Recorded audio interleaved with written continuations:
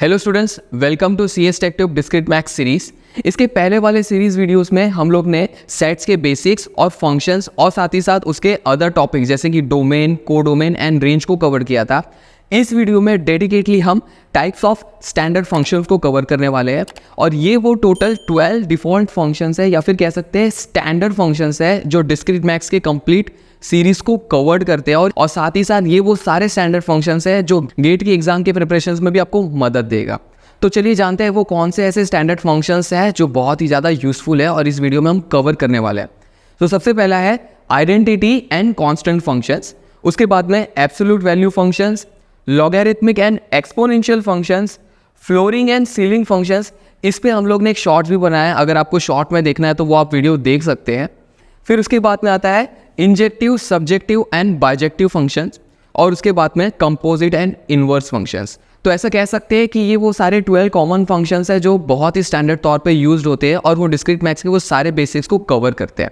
तो इस वीडियो में उसी सारे बेसिक्स को कवर करेंगे और इन सारे फंक्शंस को कवर करेंगे। सो इस वीडियो को पूरा देखिए और इसके अंदर जो भी सारे फंक्शंस को हम लोग ने कवर किया है लगे तो उसको रिकैप मोड पे देखिए, क्योंकि ये बहुत ही क्रूशियल है और इंपॉर्टेंट बेसिस है एक बेस को स्ट्रॉन्ग बनाने के लिए। So let start with types of standard function. So let's start with constant function. तो सबसे पहले इसे डेफिनेशन समझते हैं। A function of F which represents R2R, यानी सेट ऑफ रियल के नंबर के इनपुट देने पे हमें सेट ऑफ रियल नंबर का आउटपुट मिलेगा। पर इस कांस्टेंट फंक्शन को एक इक्वेशन से डिफाइन करते हैं और वो इक्वेशन यहाँ पर है f of x equals to c। इसका मतलब क्या कि किसी फंक्शन के अंदर हम लोग ने x के अंदर वैल्यू को as an input pass on किया तो उसका एक कांस्टेंट आउटपुट आने वाला है जो डिनोट होने वाला है हमारे, हम लोग यहाँ पे डिनोट किया है c से। अब इसको अगर मैं आपको सिंपल वे में बताऊँ तो यहाँ पर मैंने एक एग्जांपल में बताया है कि अगर ये दो सेट एलिमेंट्स है जिसमें एक इनपुट है 1 2 3 और इसमें आउटपुट है 3, तो जब अगर f of x equals to 3 है, अगर ये फंक्शंस डिफाइंड है, तो अगर मैं x का कोई भी value as an input pass on करता हूँ फिर भी हमें कांस्टेंट आउटपुट आने वाला है 3 का। एग्जांपल f of 1 दिया तो भी 3, f of 2 दिया तो भी 3 और f of 3 दिया तो भी 3 आने वाला है। तो ये इसका एक एग्जांपल बेसिस में। तो सेम यहाँ पर वो फंक्शन को सेटिस्फाइड करता है, ये इक्वेशन को सेटिस्फाइड करता है। अब इसमें सेकेंड लाइन में हमने लिखा है कि which is independent of all value of x। इसका मतलब ये है कि जो हमारा आउटपुट है वो इंडिपेंडेंट है इनपुट एलिमेंट्स में। भले हम कोई भी तरह का इनपुट दे रहे हो पर उसमें जो आउटपुट आने वाला है वो कांस्टेंट होने वाला है, वो इंडिपेंडेंट होने वाला है इनपुट से। अब अगर मैं इस पूरे कांस्टेंट फंक्शन का ग्राफिकल रिप्रेजेंटेशन देखूँ तो वो कुछ इस तरीके से है। एक्स एक्सिस हमारा डिनोट करता है इनपुट एलिमेंट्स को, वाई एक्सिस डिनोट करता है हमारे आउटपुट एलिमेंट्स को। तो जो भी अगर मैं वैल्यू एज एन इनपुट दे रहा हूँ एक्स एलिमेंट का तो उसका एक कांस्टेंट आउटपुट आ रहा है। अभी अगर ये ग्राफिकल रिप्रेजेंटेशन को, इस एग्जांपल को मैं यहाँ पर एक्सप्लेन करूँ तो समझ लीजिए f of x equal to 3 है, तो अगर मैं f of 1 भी दे रहा हूँ तो c इक्वल्स टू 3, मतलब मुझे यही आउटपुट मिल रहा है। f of 1 के इनपुट देने पर मुझे c वाला ही मिल रहा है जो 3 है, f of 2 देने पर भी 3 मिल रहा है और f of 3 देने पर भी 3 मिल रहा है। तो मेरा ग्राफिकल रिप्रेजेंटेशन इसलिए x एक्सिस के पैरेलल में। सेम गोस टू अगर मैं -4 भी दूंगा तो भी वो 3 ही आएगा जो कांस्टेंट है, इसलिए इसका कांस्टेंट का फंक्शन का हमारा ग्राफिकल रिप्रेजेंटेशन कुछ इस तरीके से। अब ये ग्राफ से एक नोट करने वाला फैक्टर ये है कि अगर जब हम कांस्टेंट फंक्शन लेते हैं तो वो हमेशा x एक्सिस के पैरेलल में जाता है। कोई भी तरह का आपने कांस्टेंट फंक्शन लिया होगा, अगर आपने देखा होगा तो उसके अंदर कुछ भी तरह का एलिमेंट दो पर वो हमेशा x एक्सिस से पैरेलल होगा। ये इसी में नहीं, दूसरे सारे कांस्टेंट फंक्शंस के लिए भी अप्लाइड होता है। तो ये था हमारा ग्राफिकल रिप्रेजेंटेशन कांस्टेंट फंक्शन का। अब आता है एक और मेन कॉन्सेप्ट जो है डोमेन एंड रेंज का। तो अगर मैं आपसे पूछूं कि इसके अंदर हम कौन से इनपुट वैल्यूज को दे सकते हैं इस ग्राफ के अंदर, तो यहाँ पर आपने नोट किया होगा कि जितने भी रियल नंबर्स है एक्स एक्सिस में वो सारे एज एन इनपुट दे सकते हैं। इसलिए हम लोग ने डोमेन में लिखा है R set of all real numbers, या फिर कह सकते हैं -∞ टू ∞।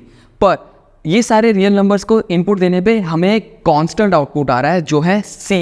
तो इसीलिए हम लोग ने यहाँ पर रेंज लिखा है सेट ऑफ कांस्टेंट नंबर जो है c। तो ये था इन जनरल सिंटैक्स फॉर्मेट में आपको बताने के लिए कि डोमेन और रेंज क्या है। पर अगर मैं ये सेट के एलिमेंट में इसको देखूँ तो हमारा इसका डोमेन बनेगा, डोमेन का हमारा सेट बनेगा 1 2 एंड 3 का पर इसके अंदर इनपुट देने पे हमें कांस्टेंट वैल्यू मिला है, तो इसका रेंज जो बनेगा वो बनेगा हमारा 3 का।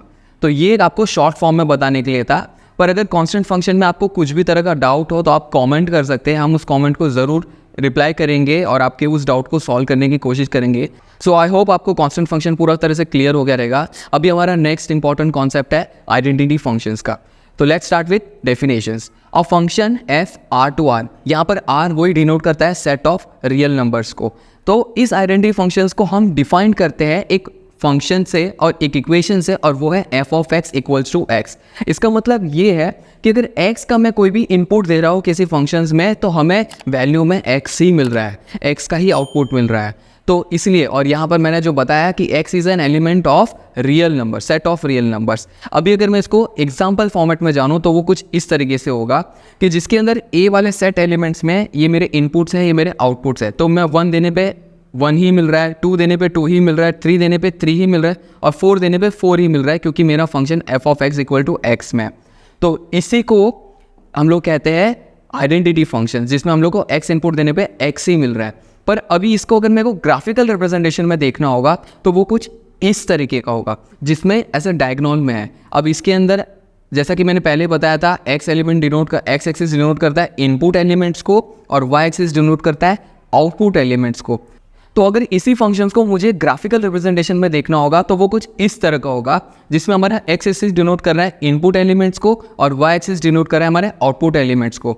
तो जब भी अगर मैं वैल्यू एज एन इनपुट दूंगा -1 तो हमें -1 मिल रहा है, इसलिए ये वाला पॉइंट कैप्चर हुआ। -2 के देने पे हमें -2 मिल रहा है, इसलिए -2 कैप्चर हुआ।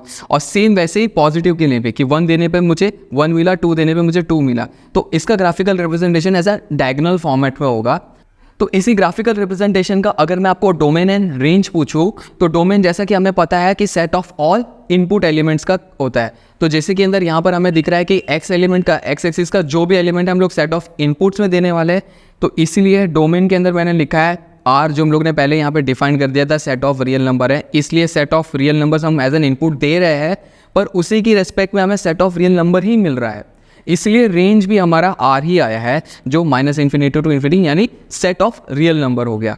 अब अगर इसी को एक और इम्पॉर्टेंट नोट कॉन्सेप्ट मैं आपको बताऊँ तो f ऑफ x की जगह पे हम लोग इसको I ऑफ x से भी डिनोट करते हैं, क्योंकि आइडेंटिटी फंक्शंस के लिए डेडिकेटेड बनाया है इक्वेशन।